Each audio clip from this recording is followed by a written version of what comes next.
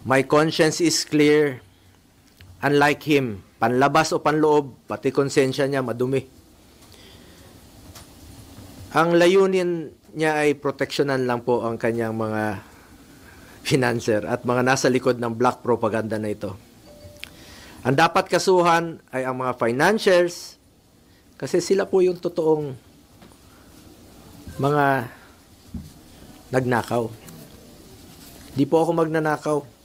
Hindi po ako kontraktor.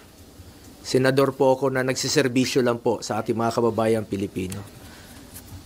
At may delikadesa po ako.